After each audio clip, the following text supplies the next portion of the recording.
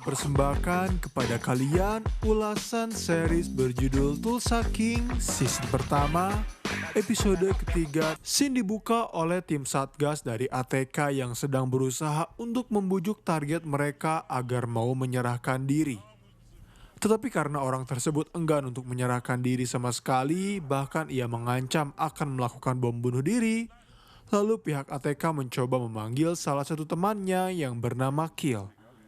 Sebenarnya Kill telah membujuk pria itu, namun ia juga tak memaksa dan meminta kepada temannya untuk memilih jalan yang ia mau. Hingga pada akhirnya ternyata pria itu memutuskan untuk meledakkan rumahnya sendiri beserta seisinya.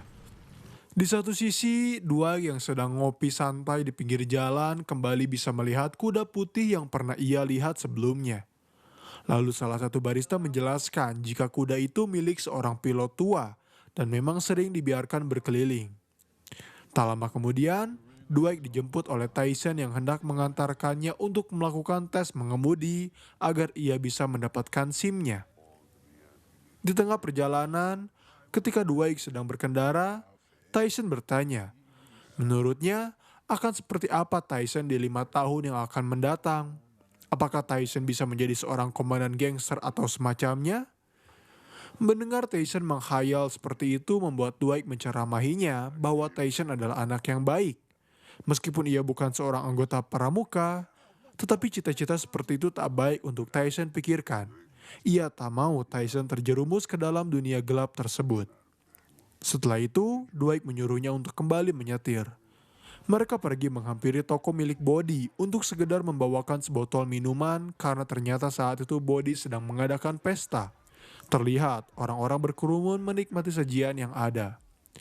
Saat Dwight memberikan sebotol Barolo padanya, ia melihat seorang pria yang tiba-tiba tak sadarkan diri setelah ia menghisap sebuah balon. Lantas Dwight bertanya apa yang pria itu lakukan dan apa yang pria itu hisap. Body menjawab, itu adalah sebuah nitrogen oksida. Orang-orang lebih sering menyebutnya sebagai nitros. Hal baru itu membuat Dwight penasaran dengan sistem penjualan gasnya. Lalu Body menjelaskan jika ia hanya menjual $5 untuk setiap balon, sedangkan di sebuah festival bermusik bernama Ogalelen, mereka menjualnya di harga $10. Dan Body hanya bisa menjual 350 balon saja untuk nitrogen tersebut.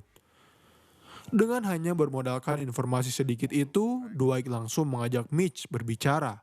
Ia menjelaskan seperti apa yang Body jelaskan padanya mengenai nitros yang bisa meraup keuntungan hingga $100.000 lebih. Kemudian Dwight bertanya, apakah Mitch bisa mendapatkan 1 ton nitros tersebut layaknya ia membeli 1 ton krim kocok? Mitch merasa itu semua bukanlah sebuah hal masalah yang baginya. Dan Dwight sepakat untuk mengajak Mitch ke dalam bisnis terbarunya ini. Setelah berbicara dengan Mitch, Dwight kembali dijemput oleh Tyson karena hari itu ia harus segera melakukan tes mengemudi yang akan diawasi oleh salah satu pengawas.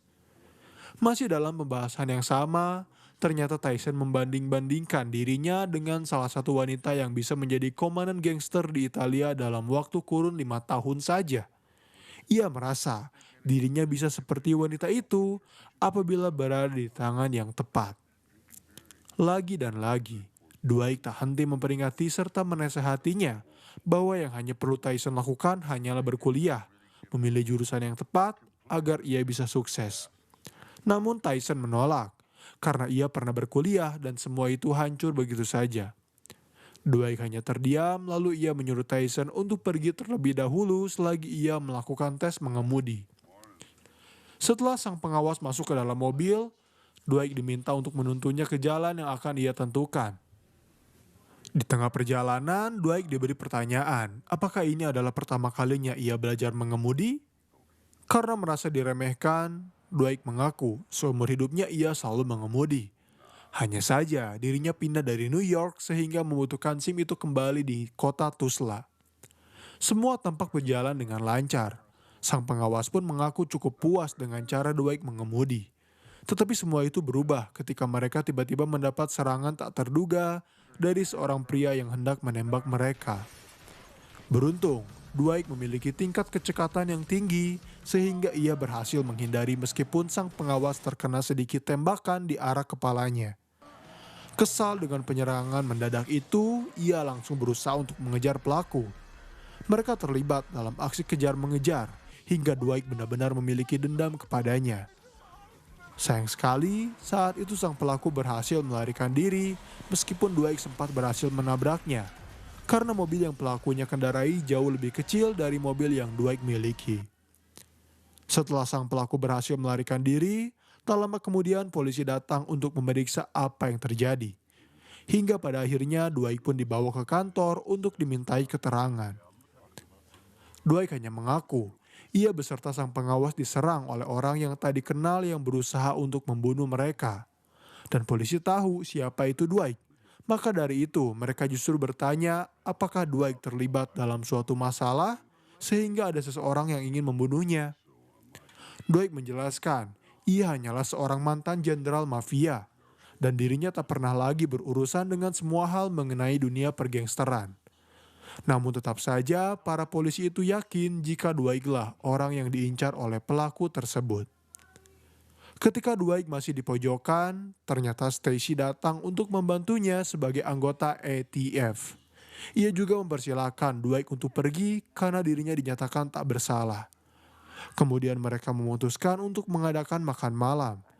Mereka berbincang cukup lama.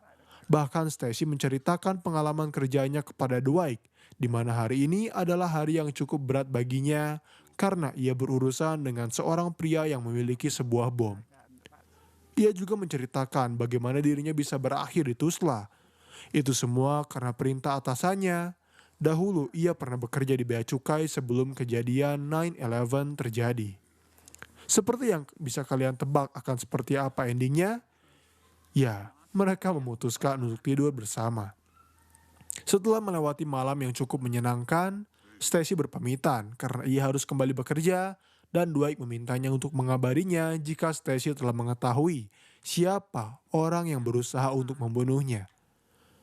Kemudian Dwight tiba-tiba mendapat telepon dari Chiki yang mendapat kabar bahwa Dwight tertembak. Awalnya ia mengira itu semua adalah ulah dari Finch dan langsung menuduhnya. Tetapi Chiki tak terima dengan tuduhan itu. Ia menjawab jika Finch telah berhasil dikendalikan, ia tak lagi memiliki dendam terhadap Dwight.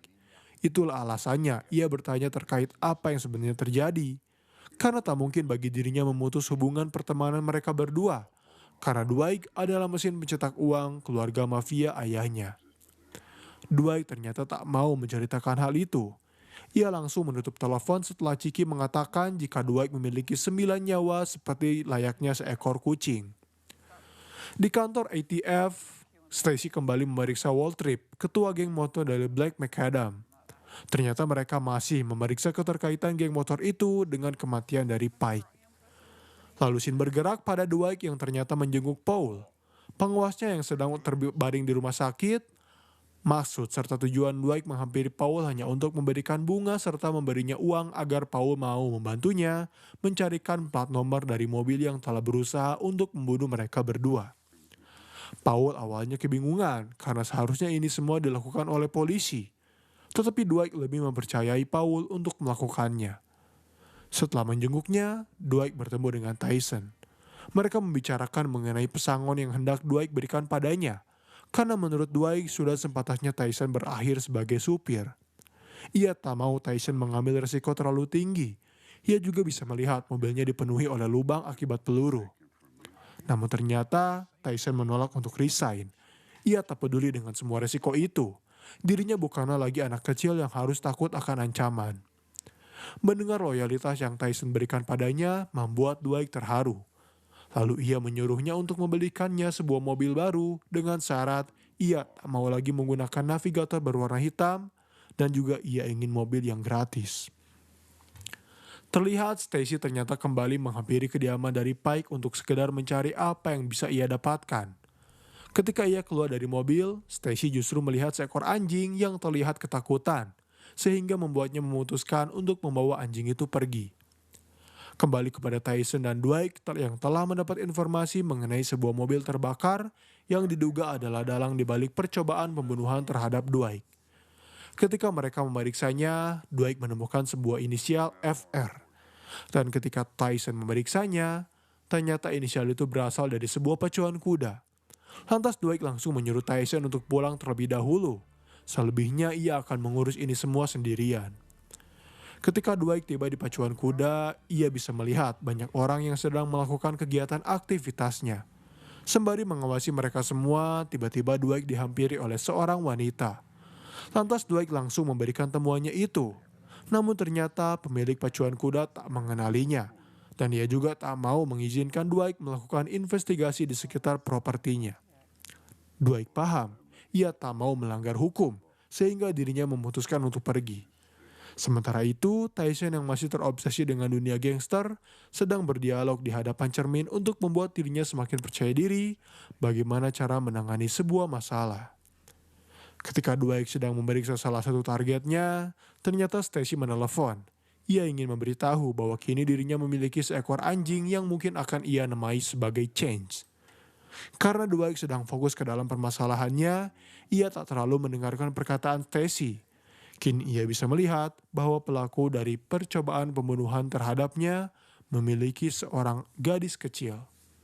Lalu episode berlanjut dengan scene yang dibuka oleh Manny yang saat itu ketika baru saja pulang kerja harus dihadapi dengan rasa emosi karena anjing tetangganya kembali membuang kotoran di halaman rumputnya.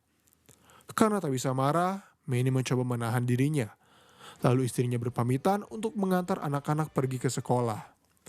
Ketika Manny baru saja membuka bagasi, tiba-tiba Dwight muncul, langsung menodongkan senjatanya dan meminta kepada Manny untuk menutup kembali bagasi tersebut. Kemudian Dwight menarik Manny masuk ke dalam rumahnya, memintanya untuk mengaku siapa yang menyuruhnya untuk melakukan penembakan. Manny awalnya enggan mengaku, ia hanya menceritakan mengenai ketakutannya ketika melihat Dwight yang ada di Tulsa. Karena sesungguhnya, ia sengaja pergi ke kota ini untuk tak lagi berurusan dengan Chiki serta para mafia lainnya. Itulah alasan mengapa Manny berusaha menembaknya. Karena ia mengira Dwight akan membunuhnya terlebih dahulu. Awalnya Dwight tak percaya dengan perkataan Manny. Ia ingin tahu apa yang sebenarnya Manny lakukan. Berulang kali Manny berusaha untuk meyakinkan Dwight, tetapi tetap saja ia dihajar olehnya. Hingga pada akhirnya Manny pun memberitahu jika Tico Alvarez sebenarnya menjebak Dwight di dalam penjara. Ya, itu semua adalah ulah dari Pete yang khawatir Dwight akan membuka mulut. Karena tak mungkin ia akan menutup mulutnya selama 25 tahun. Setelah mengetahui fakta yang sebenarnya, Dwight langsung meminta Manny untuk bekerja padanya kembali. Ia tahu nama asli dari Manny yang ternyata adalah Arman. Dan Dwight juga akan mengambil amplop sebesar $300 untuk setiap minggunya. Ketika Dwight hendak pergi keluar dari rumah, ternyata istri dari Manny datang terlebih dahulu yang membuatnya curiga atas apa yang telah suaminya alami. Lalu scene bergerak pada Dwight yang memutuskan untuk kembali menggerakkan badannya dengan cara melakukan gym. Ketika ia sedang mengangkat beban berat, tiba-tiba seorang pria berusaha untuk menasehatinya. Dan karena Dwight bukanlah tipe orang yang senang dinasehati, ia justru melakukan taruhan padanya. Apabila Dwight tak bisa menjatuhkan pria itu dalam satu kali pukulan, maka ia diperbolehkan menyuruhnya untuk melakukan apapun. Karena takut dengan ancaman Dwight, pria itu memutuskan untuk pergi. Kemudian setelah selesai dengan gymnya, Dwight dijemput oleh Tyson. Mereka hendak pergi ke sebuah toko jahit karena merasa Dwight membutuhkan jas yang baru.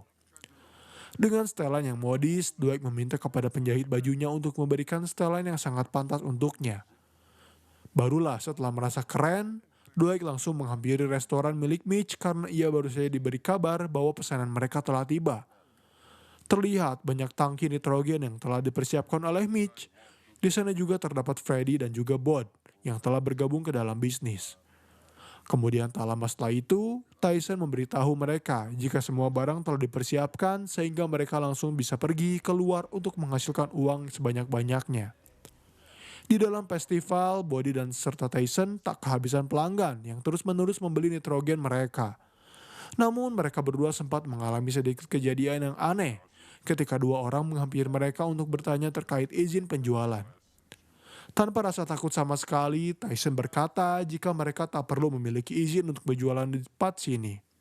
Hingga pada akhirnya kedua gangster itu pun pergi begitu saja. Di satu sisi, semua kebohongan yang telah ditutupi oleh Manny pada akhirnya berhasil terbongkar.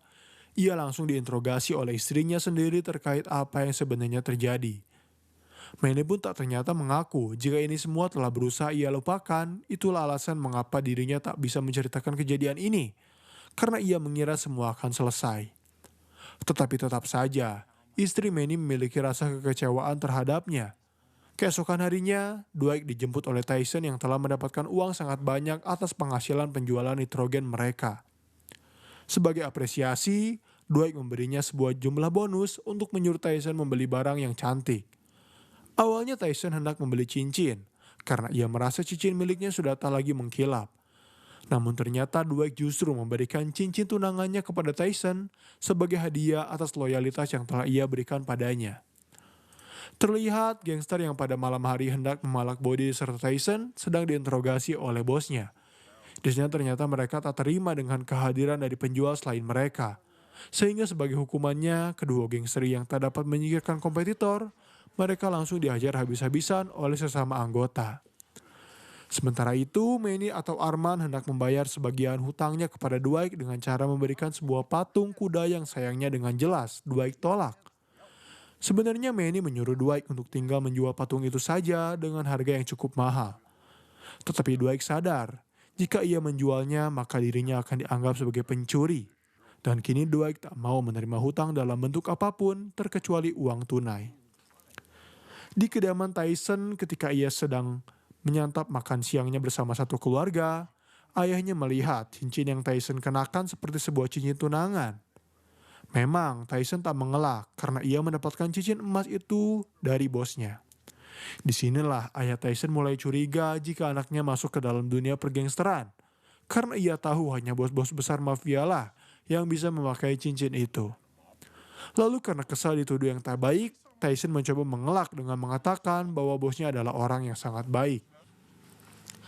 Terlihat Dwight mendapat telepon dari saudaranya untuk memberikan informasi mengenai salah satu saudara mereka yang bernama Joe yang tengah berjuang menghadapi penyakit limfoma. Mereka telah bergiliran untuk menjaganya dan kini mereka membutuhkan bantuan dari Dwight. Karena sudah sangat lama baginya tak berbicara dengan keluarga lain, ia membuat Dwight cukup kebingungan. Dirinya tak bisa memberikan sepatah kata pun untuk menyemangati Joe. Lalu pada malam hari, ketika Tyson dan Body sedang kembali berjualan di Nitros, tiba-tiba saja sekumpulan geng yang kemarin datang kembali untuk menghajar serta merampas semua dagangannya milik mereka. Yang tentu saja Tyson langsung melaporkan kejadian ini kepada Dwight yang membuatnya untuk memutuskan mengadakan rapat mendadak. Saat Tyson meminta maaf atas kesalahannya, ternyata Dwight tak mempermasalahkan hal itu karena terkadang mereka harus menerima kekalahan untuk membuat suatu perkumpulan. Mereka tak bisa ditindas seperti ini terus-menerus. Mereka harus melawan. Namun Body memiliki urusan agar mereka tak bisa melakukan kekerasan dalam misi ini. Dwight paham, ia pun tak ingin terlalu memakai otot karena ia tersadar kini sudah saatnya berperang menggunakan otak. Ia akan mencoba memikirkan taktik agar mereka bisa merebut kembali semua barang serta uang yang telah dicuri oleh Black Macadam. Tak lupa, Body juga mengajak Babyface untuk berjaga-jaga jika mereka akan kekurangan anggota. Sementara Dwight menelpon Manny untuk bergabung bersamanya apabila ia ingin melunasi hutang-hutangnya. Di satu sisi, Tyson yang mengalami bonyok akibat tinjuan beberapa orang langsung kembali dicurigai oleh ayahnya. Hal itu membuat Tyson marah, terlebih ketika ayahnya membahas mengenai Tyson yang ternyata diharapkan untuk menjadi investasi tua orang tuanya. Tanpa berbicara sama sekali, Tyson langsung memberikan sejumlah uang yang ia miliki kepada orang tuanya lalu pergi begitu saja. Di dalam sebuah bar, sebelum mereka hendak mengumpulkan pasukan, Mitch sangat ingin pergi bergabung bersama mereka. Tetapi ia tak memiliki seorang pegawai yang bisa menjaga bar, sehingga Dwight mewajarkan hal itu dan meminta Mitch untuk tetap bekerja serta menyerahkan semua ini kepada mereka. Ketika semua orang telah berkumpul termasuk Redface, dan semua barang bawaan pun telah siap di dalam mobil, tiba-tiba saja ayah dari Tyson datang setelah ia berhasil melacak GPS-nya. Ternyata saat itu ayah Tyson ingin tahu siapa orang yang telah menghajar anak-anaknya. Dwight di sana menjelaskan mereka akan mengatasi ini semua. Dan tanpa disangka, ternyata ayah Tyson ingin bergabung bersama ke dalam anggota geng untuk menyerbu Black Macadam. Dengan senang hati, Dwight langsung menerimanya dan mereka dengan bergegas pergi ke festival. Shin bisa memperlihatkan bagaimana Dwight yang merupakan seorang mantan jenderal mafia secara perlahan kembali membangun masa kejayaannya. Dan karena mereka tak mau gegabah, Dwight terlebih dahulu mengumpulkan mereka untuk memikirkan strategi. Berbagai strategi telah dipikirkan secara matang, namun ternyata tetap saja Dwight lebih suka melakukan semua ini secara laki, dan ia langsung mengajak kepada semua rekannya untuk menyerang Black Macadam secara membabi buta. Ketika Dwight tengah bertempur memperhatikan harga diri, Stacy juga sudah sedang skidi pap-pap bersama seorang pria yang mentraktir minumnya. Black Macadam yang kebetulan saat itu sedang berkumpul tak bisa menahan serangan dari para gangster yang dipimpin oleh Dwight. Mereka kewalahan meskipun jumlah mereka lebih sedikit, hingga pada akhirnya gangster yang dipimpin oleh Dwight berhasil mengalahkan Black Macadam termasuk Ling.